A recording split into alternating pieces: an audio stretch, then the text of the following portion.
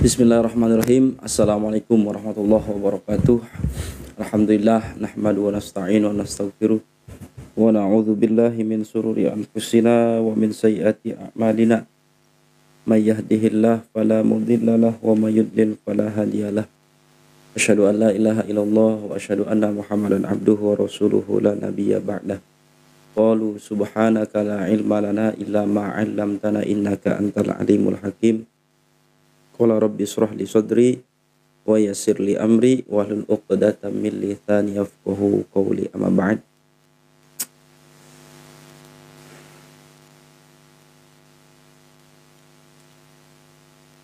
Malam ini alhamdulillah di tempat saya lagi hujan. Allahumma shayban nafi'an. Jadi di sini saya cuman ya iseng lah.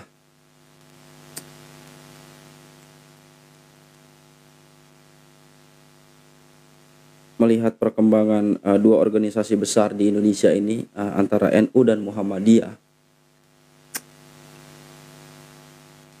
Tentu kalau kita berbicara Muhammadiyah ini adalah satu organisasi yang memang luar biasa perkembangannya. Dan saya cukup prihatin dengan NU, apalagi dengan ini polemik nasab. Pantas ya orang-orang Muhammadiyah itu perkembangannya signifikan. Bahkan baru-baru ini kabar tersiar sudah resmi membeli satu rumah sakit yang ada di Jombang atau di, lupa saya tadi itu. Keren. Mudah-mudahan NU secepatnya. Dan saya pikir ini ada kaitannya dengan Habib ini, di mana tidak memberikan dampak signifikan dalam mencerdaskan umat serta memberikan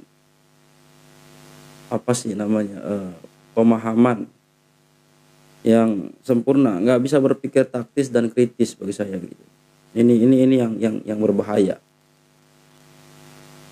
Dan jangan heran kalau sampai saat ini masih banyak muhibbin yang percaya, atau masyarakat terkhusus kaum Nahdiyin yang percaya bahwa Habib itu adalah Rasul. Padahal fakta itu udah gamblang. Fakta itu udah sealahim gambreng dari ilmu nasab dan sejarah serta genetik. Belum lagi dari yang terbaru di jalur hadis. Tadi saya searching, ternyata masyarakat Indonesia adalah masyarakat urutan kedua, masyarakat paling bodoh. Miris gak sih?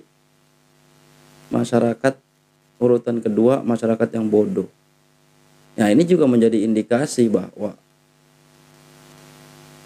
kenapa kemudian masih banyak yang percaya Habib itu turunan Rasul gitu loh. Ya karena nalarnya nggak jalan apa gimana, saya nggak ngerti lah. Disuguhkan data, disuguhkan fakta.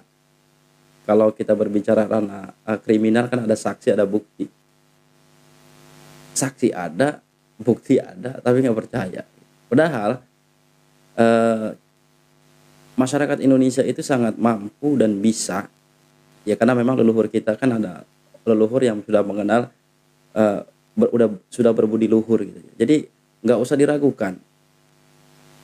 Tanpa embel-embel apapun, ya masyarakat Indonesia sangat bisa dan mampu untuk menghargai, menghormati, mencintai. Apalagi kalau orang itu adalah orang yang alim, orang yang berilmu gitu. Saya cukup jengkel juga tadi ngelihat postingan ada Habib yang di dalam narasinya dia bertanya kayak gini, lah emang apa ruginya kalau Habib itu tidak tersambung kepada, kalau Habib itu bukan zuriat Rasul, apa ruginya? Nah, ini kan pertanyaan konyol ini. Saya pengen jawab. Nah sekarang kita tanya balik, ruginya apa? Ente tidak mengakui bahwa bukan zuriat Rasul, karena buktinya udah ada. Ruginya apa? Kok nggak mengakui gitu? Itu pertanyaan baliknya gitu. Saya pikir seperti itu. Dan kalau berbicara untung rugi, berarti kan ada yang diuntungkan dan ada yang dirugikan. Ya kan? Ya berarti selama ini mereka merasa diuntungkan dengan apa? Dengan status itu, dengan atribusinya sebagai keturunan Rasul. Gimana sih Habib ini? Maka saya pribadi sampai dengan kemudian mereka mengakui secara publik, ya karena memang pengakuan mereka itu kan di depan publik, di media sosial. Kita kenal mereka adalah kelompok orang-orang yang melek digital, sehingga mereka itu mampu menguasai hegemoni di ranah digital. Mereka punya personal branding. Oke. Maka dia harus membuat pengakuan itu, kalau bisa ada konversi pers gitu kan. Nah, pemerintah dalam hal ini saya pribadi sebagai masyarakat Islam dan saya NU, ya seharusnya yang punya otoritas itu pemerintah, MUI atau Menteri Agama, membuat satu kebijakan di mana siapapun dia yang mengaku dzurriyyah Rasul maka ya tes DNA gitu loh. Tes DNA.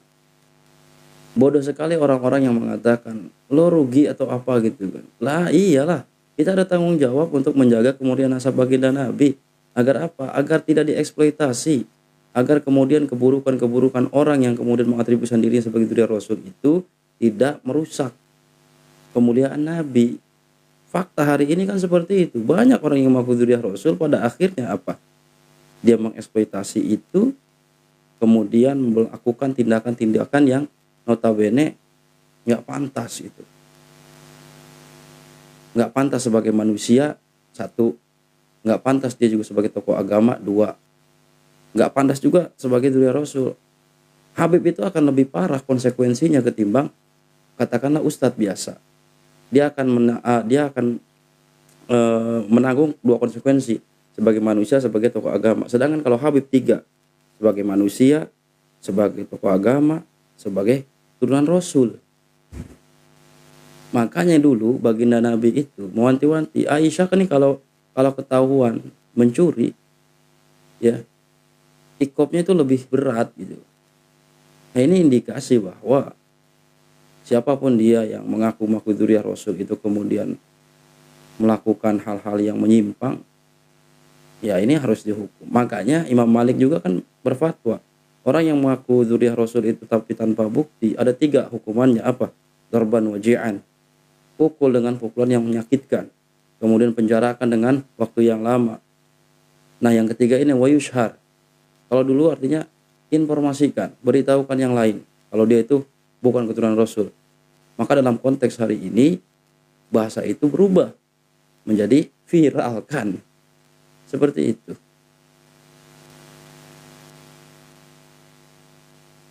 Ini entah sampai kapan ya, ini sudah menginjak tahun ketiga.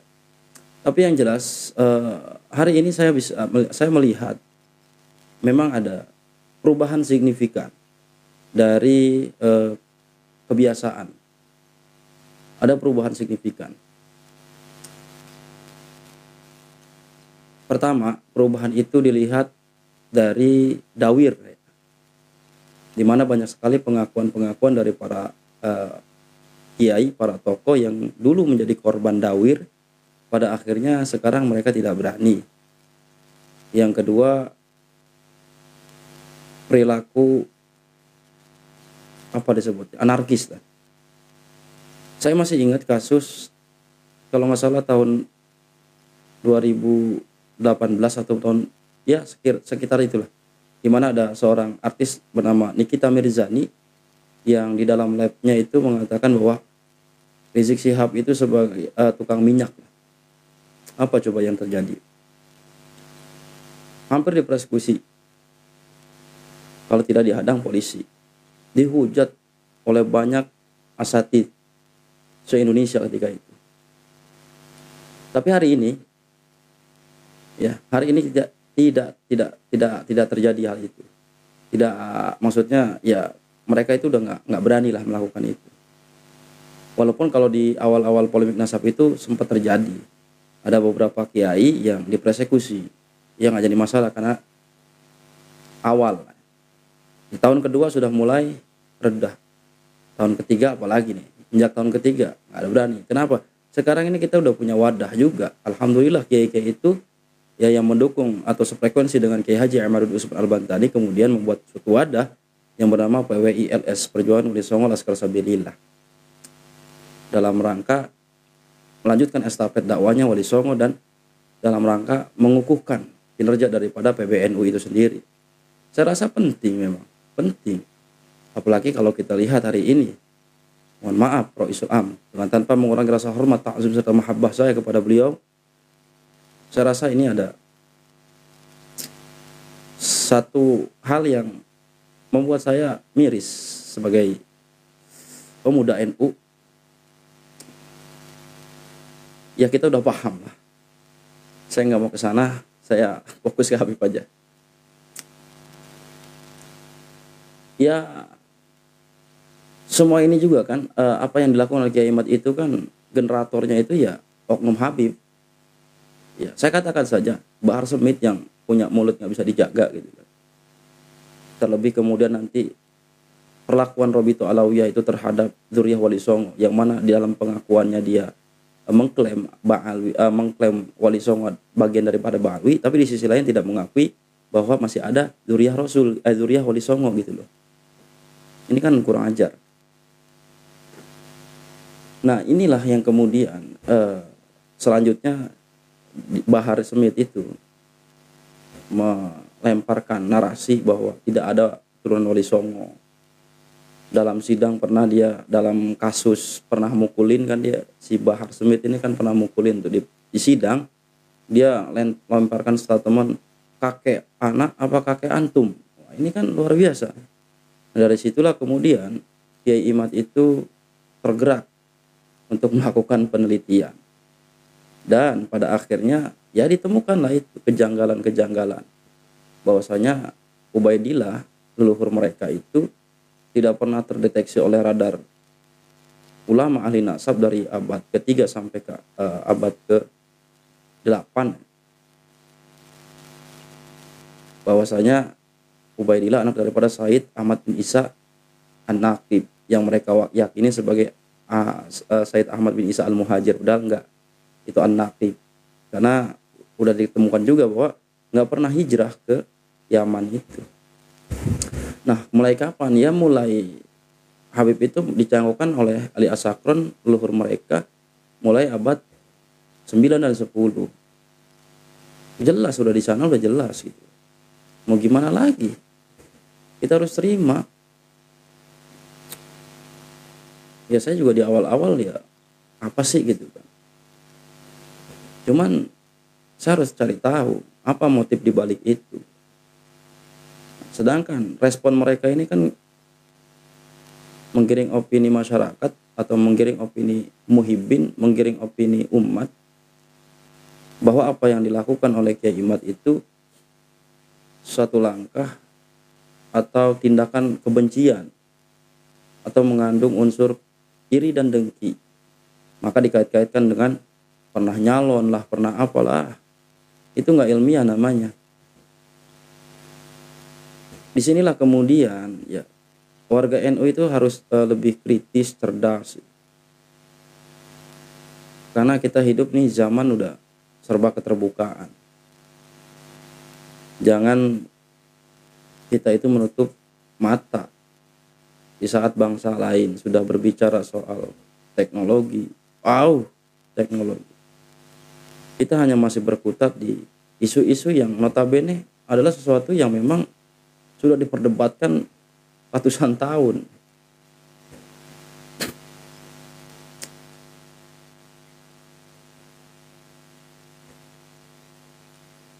Kemudian bukan cuma itu kan, dari nasab, dari sejarah, filologi, Profesor Munajjam Ali sudah buka itu, kemudian lagi di uji genetik, dan terakhir kemudian ada disiplin ilmu rijalul hadis juga sama gitu.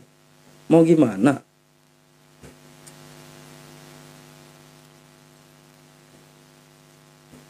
Narasi-narasi mereka cuman berdasarkan ulama dulu tidak pernah membatalkan. Ulama dulu Hadratus Syekh Masyari Imam Nawawi tidak membatalkan. Ya, sekarang ditanya apakah beliau-beliau kemudian itu melakukan penelitian, kan enggak juga. Lagian Habib-habib zaman dulu sama sekarang kan udah berbeda. Dari segi ajaran, tindak tanduk, perilaku dan ucapan juga berbeda. Jadi nggak ada alasan ulama-ulama terdahulu itu meneliti nasab daripada Habib dan Ba'alwi itu, gitu loh. Nggak ada motifnya. Kalau sekarang ada motifnya apa? Karena ajaran-ajaran mereka banyak yang menyimpang. Bayangkan saja baginda Nabi yang mi'raj 1 kali, ya. Kemudian ada leluhur mereka Fakih Muqaddam yang mi'raj 70 kali dalam 1 malam. Menurunkan rantai emas. Ini udah sangat, bahkan mengakui sebagai Allah gitu kan. Anallah, ada itu kitabnya.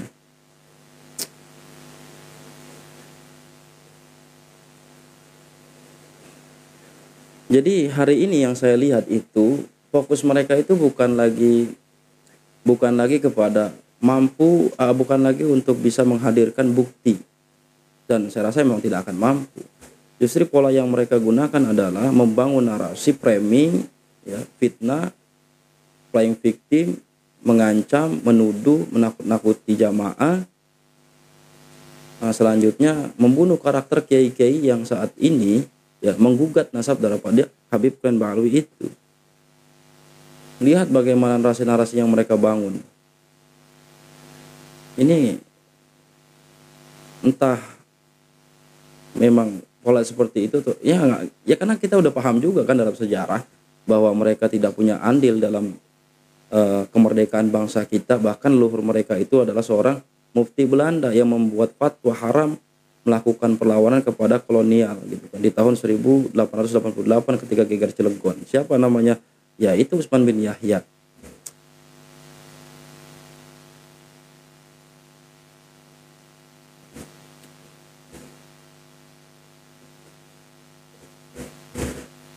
Ya seperti itu. Jadi orang-orang yang sekarang dituduh lagi jadi Wahabi. Wahabi, apa Wahabi? Kita tahlilan tiap malam, tiap Jumat. Kita tawasulan. Wahabi.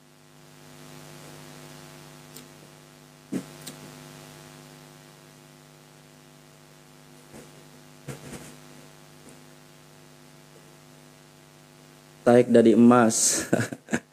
Pesawat diundur ratai dari kalung. Iya.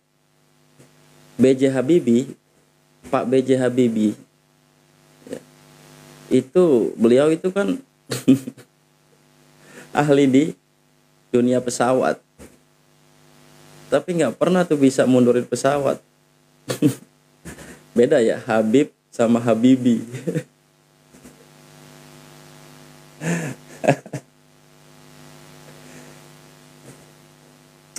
Neraka aja dipadamin bos. Iya, neraka aja dipadamin. Makanya kemarin yang ada di Los Angeles itu seharusnya ngundang Habib yang punya karomah memadamkan api neraka Jahannam.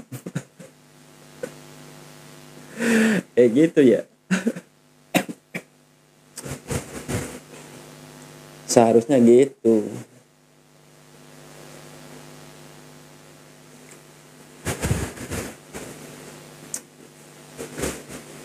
Dan timnas Indonesia dengan pelatih yang baru Patrick Kluivert itu kan, kalau di timnas kita itu minim ya striker, harusnya naturalisasi Habib yang punya karomah agar sentuhan pertama langsung membuahkan hasil, membuahkan gol. Bahkan nanti ketika golnya 1 itu bisa langsung melesat menjadi 3 gitu.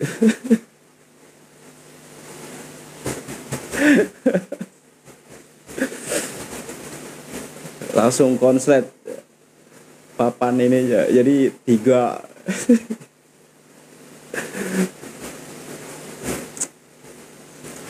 Jadi begitu. Di sini hujan teman-teman, nggak apa-apa. Saya mau dibilang bocil kayak mau dibilang apa nggak jadi masalah.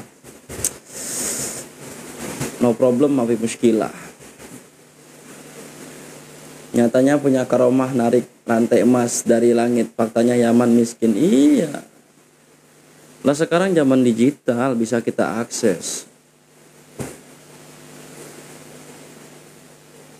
Yaman dilulukan surganya dunia itu Yaman. Mereka betah di Indonesia. Dari situ aja kan kita udah bisa melihat betapa ada ketidakjujuran dan banyak sekali mengandung unsur glorifikasi.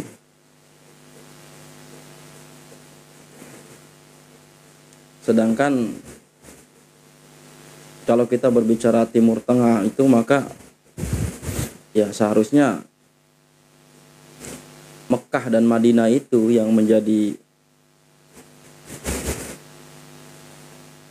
tujuannya, bukan Tarim. Nanti dibilangnya, ente benci sama kota Yaman. Yaman itu keberkahan, bahkan pernah didoakan. Lah kita bukan Yamannya. Lagian kalau ditelusurin sejarahnya, Tarim Karang Hadramaut itu dulu Yaman Selatan, bukan bagian daripada Yaman. Justru dulu disitulah berdirinya Partai Komunis Timur Tengah, satu-satunya itu Yaman Selatan. Itu loh. Ya sekarang gimana? Orang banyak, bukti banyak yang menyampaikan itu, akses ada. Memang zaman dulu belum ada HP. Jadi sekarang itu ya siapapun berhak menanyakan. Nggak perlu jadi kiai, nggak perlu jadi profesor. Ada orang mengaku di depan kita sebagai Rasul, mana buktinya? Kan gitu. Kenapa? Ya itu yang diklaim itu Rasul kita. Gitu loh. Rasul kita itu. Tunggu aja. Uang sekarang juga mereka udah nggak berkutik kok. Nggak ada persekusi-persekusi. Dulu mana ada berani yang mengkritik Habib itu. Ya. Di sini aja udah kita bisa menilai.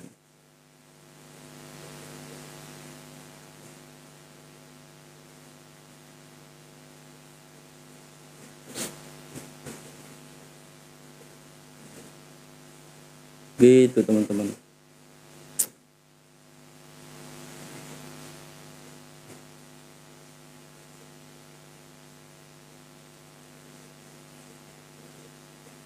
Sebutkan ulama nasab dari kalangan Aswaja yang membatalkan nasab Ba'alwi.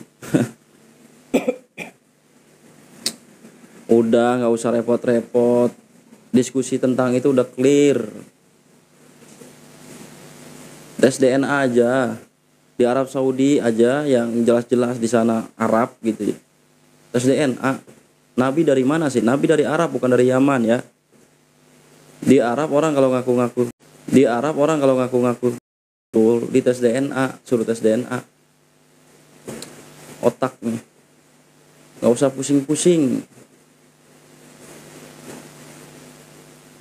Lagian yang awal pertama kali nantang-nantang tes DNA siapa sih? Pak Rizik. Buktikan dengan ilmu nasab, dengan ilmu sejarah, kalau perlu tes DNA. Kiai Imad muncul dengan tesis tak terbantahkan, haram. Menteri Agama bukan, MUI bukan, bikin fatwa seenaknya. Dikira mereka doang yang paham agama Islam gitu.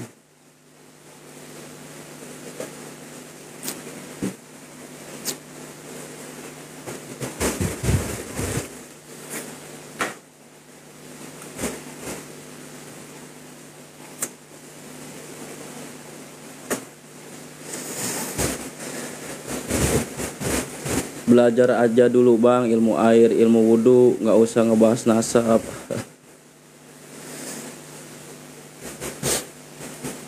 Heran ya, orang dongoknya nggak hilang-hilang.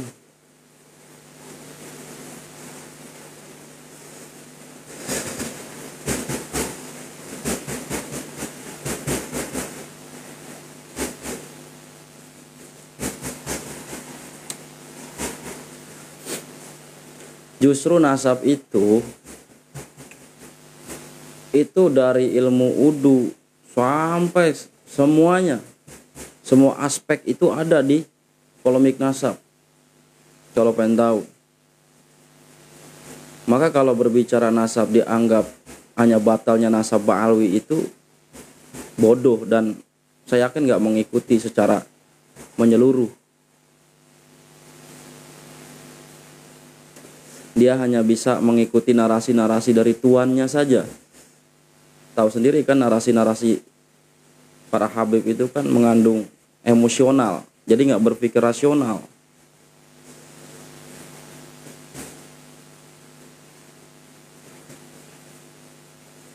Awal-awal tesis itu muncul kan apa? Framingnya kepada Kiai Imad, Al-Kaburi, Dajjal, pemecah belah umat, adu domba, kan begitu. Semua juga terpancing. Kenapa? Karena Kiai Imad sebelumnya itu belum dikenal di media sosial. Memang nggak pernah ada di media sosial, nggak punya personal branding media sosial kayak para habaib.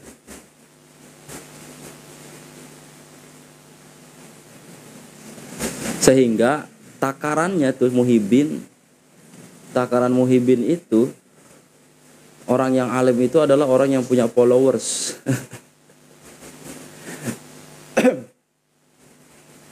Padahal Kiai Imad jelas, pendidikannya jelas, bahkan karya-karyanya jelas. Pakai Muqaddamnya aja kalah. Pakai Muqaddam aja nggak ada tuh karyanya. Mana karya Pakai Muqaddam?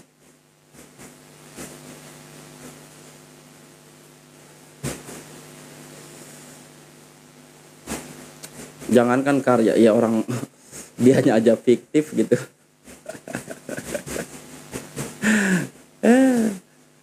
Orang nggak percaya Habib Dzurriyyah Rasul, dibilang nggak percaya adanya Dzurriyyah Rasul, kan tolol. Justru karena kita percaya adanya Dzurriyyah Rasul itu, kita menjaga.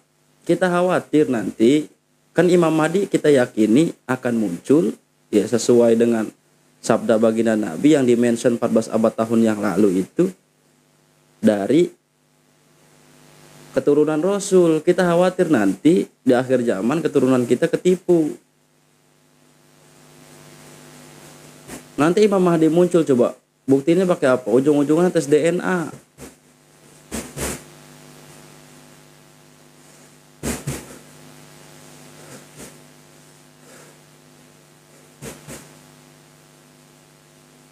Kita ngejaga, kan begitu.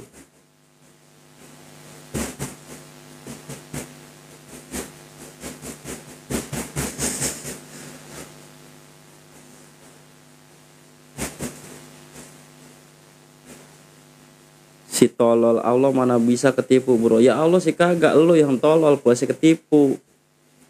Kalau ngeliat udah pakai jubah gitu kan, mukanya ke Arab-Araban, hidungnya mancung, lu percaya?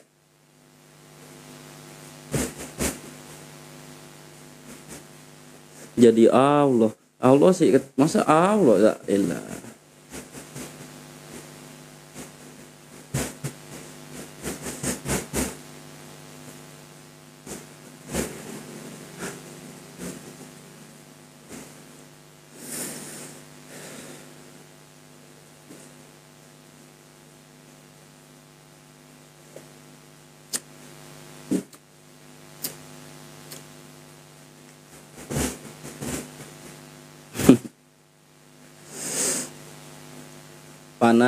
Panas, sabar ya Bin.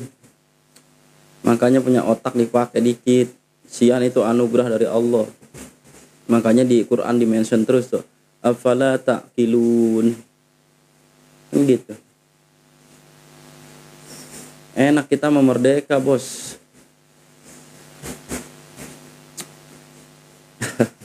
Iwan Setiawan, panas. Lebih panas daripada setan yang dibacakan ayat kursi, saudara. Gayamu aja mas udah kayak orang paling wah sejagat. Iya dong, saya pribumi dong. Ada orang imigran sok banget.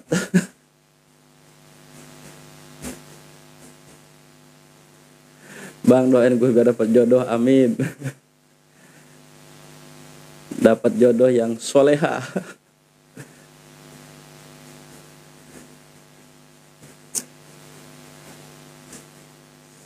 Nggak rasis, itu fakta sejarah yang mengatakan kayak gitu.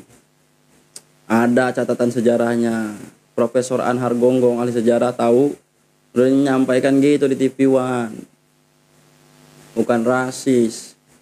Utsman bin Yahya itu dulu didatangkan sama Belanda, pakai kapal Belanda, diberikan privilege oleh Belanda, diangkat mufti Belanda.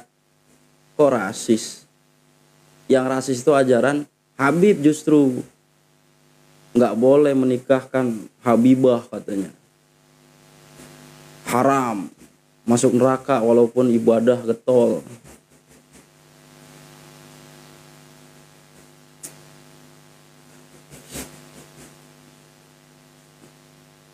Dikira gue kagak tahu kali. Gue itu ngikutin polemik nasab dari tahun pertama, jadi tahu semuanya. Bait per bait, lembar per lembar, fenomena yang terjadi di polemik nasab.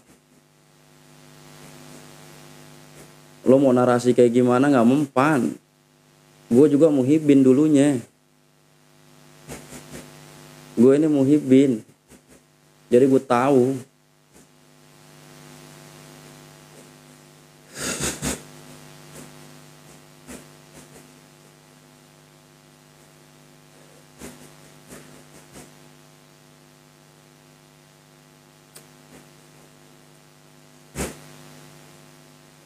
Lihat pemalsuan sejarah tuh.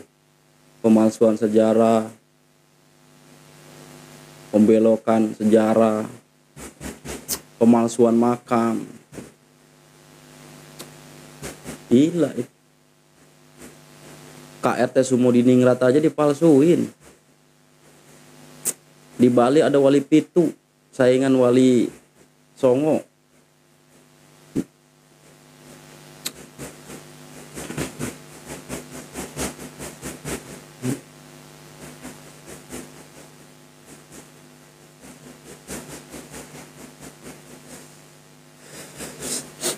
Tapi tenang, berkas yang setebal gini, yang diberikan judul kejahatan Ba'alwi itu udah diserahkan oleh Jenderal Dudung. Lagi dikaji. Doakan saja. Lagi dikaji. Akhirnya kan terbongkar tuh. Gembong PKI dari siapa. Coba deh. Searching sekarang. Sofyan Barakbah. Siapa tuh? DNID.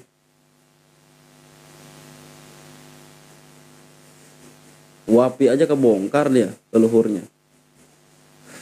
Kemarin rame.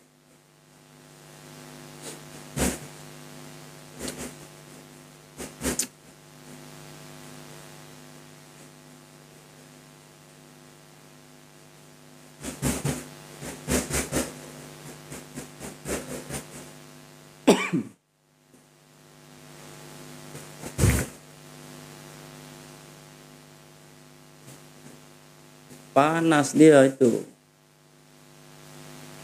Apalagi kalau kita ngobrol sama generasi milenial, sama generasi Gen Z. Tadi sore saya ngobrol sama teman dari Muhammadiyah. Saya kasih video yang Habib apa tuh, Tabat Yaba lagi diarak. Saya kasih videonya, saya sodorin. Dia ketawa. Fungsinya apa gitu? Presiden bukan, calon bukan. Diarak kayak gitu.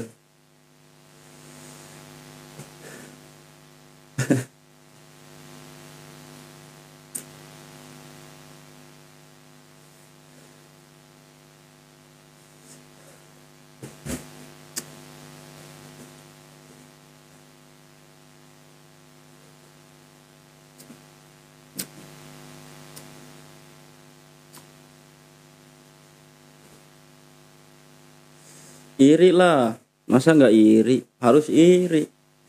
iri dalam hal kebaikan itu dianjurkan, sombong pada orang sombong itu sedekah. Ente kudu paham itu. Makanya kalau ngaji ya, kalau ngaji jangan tidur.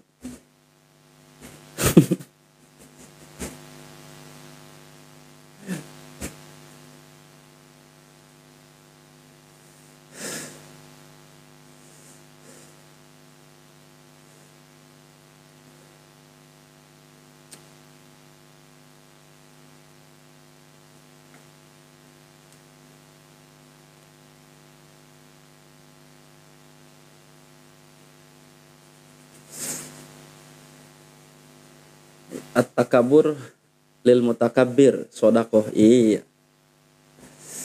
gitu.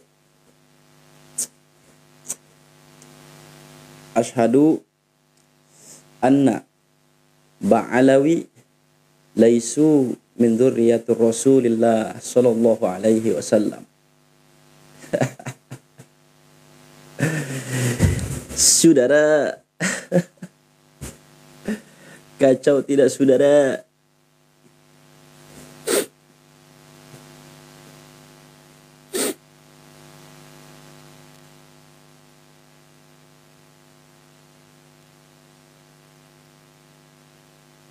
Dengerin dulu nih, wejangan nih. Yang komen di community tab saya, apapun bukti yang ditunjukkan ke klan Ba'alawi bahwa mereka itu gagal sebagai Al-Husaini, gagal sebagai Alawiyin, dan gagal sebagai Bani Ibrahim, para habaib ini nggak akan ambil pusing. Kenapa begitu? Lah modalnya untuk pusing nggak ada. Orang bisa pusing itu kalau masih ada otaknya berfungsi baik, tidak rudimenter, itu baru bisa pusing. Yang pusing kan yang pusing sekarang tuh Mas Rumel itu, yang masih berfungsi lah otaknya. Ya kalau para habaib ini otaknya masih ada atau enggak dipertanyakan kok. Ya, kita aja. Jadi ya mereka memang tidak bisa pusing. Wassalamualaikum warahmatullahi wabarakatuh. Waalaikumsalam warahmatullahi wabarakatuh. Aduh. Kacau tidak saudara? Aduh.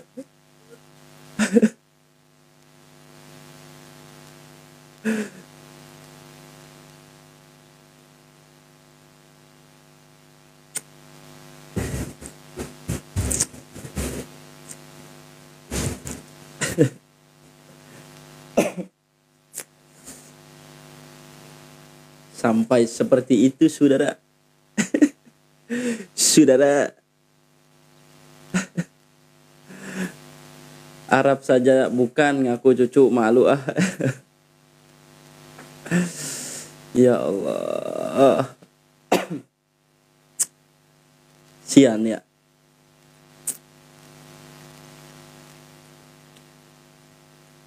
Sekarang jadi bahan olok-olok netizen.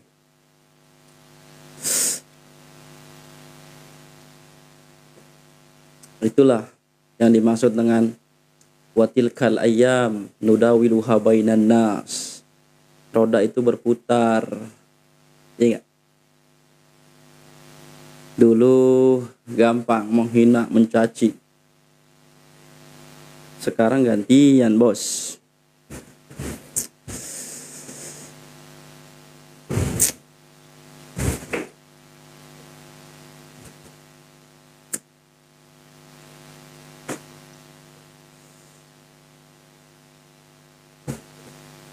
Ya Muhdor, ya Umar Muhdor.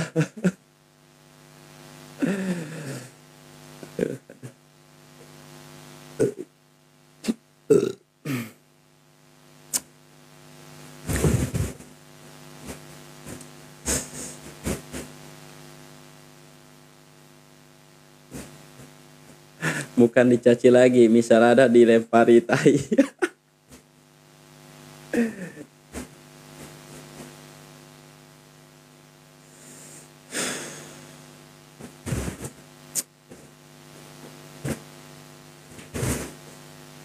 Cucu Aidit modal dongeng bin Halu. Benar. Betul sekali saudara.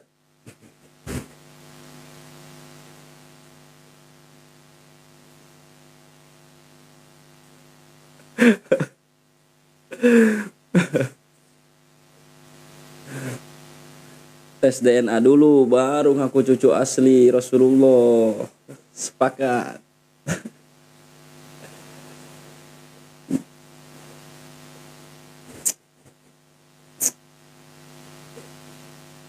Baik teman-teman, berhubung ada yang panas banget, kesian, takutnya bisa tidur. Saya pamit undur diri. Tetap kawal ulama kita Nusantara, tetap jaga keharmonisan, kembali ke pangkuan kiai-kiai kita, ustadz-ustadz kita yang dulu pernah ngajarin kita itu alif bata, ya. Jauhi ajaran-ajaran yang sifatnya halu, ya. Oke, salam waras, jaga anak cucu kita di masa yang akan datang agar tidak terserang penyakit bodoh dan membodohkan. Yang jelas, assalamualaikum warahmatullahi wabarakatuh.